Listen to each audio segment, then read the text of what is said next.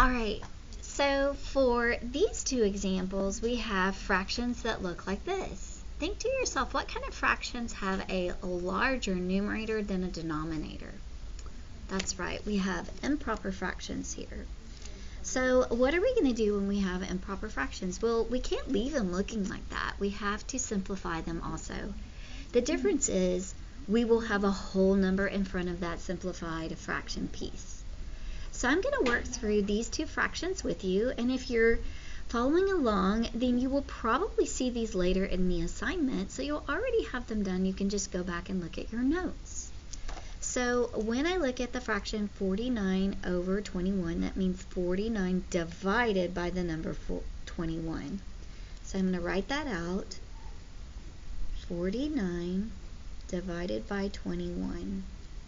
And so I'm thinking to myself, how many groups of 21 are in the number 49?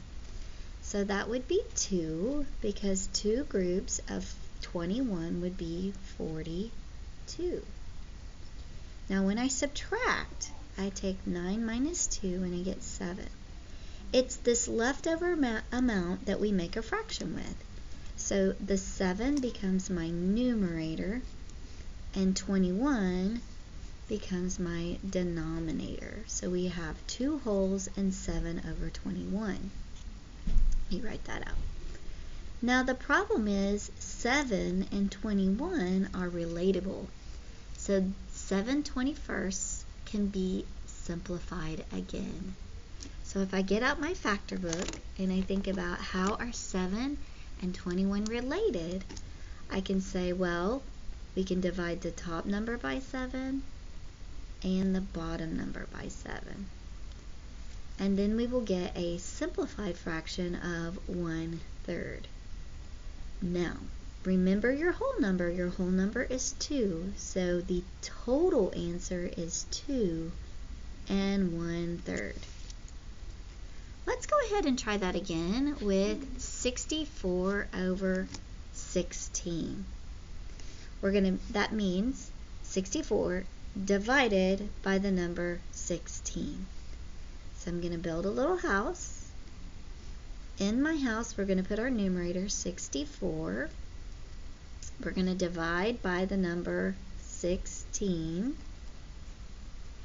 And I'm thinking to myself, how many groups of 16 are in the number 64?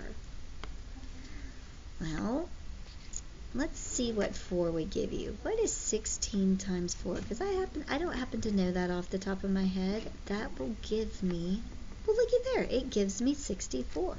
So 4 groups of 16 will give me 64. So this time, instead of us having a whole number and a fraction, we simply only have a whole number, which makes this very easy. Our answer is just simply 4. Now what I want you to do is click on the next link, and in that link you should see some practice problems. There are 30. I want you to do these 30 questions in your notes, and you need to do them neatly. So on your notebook paper, go ahead and title renaming practice, and I'll see you back for the next video so you know how to set up your paper correctly.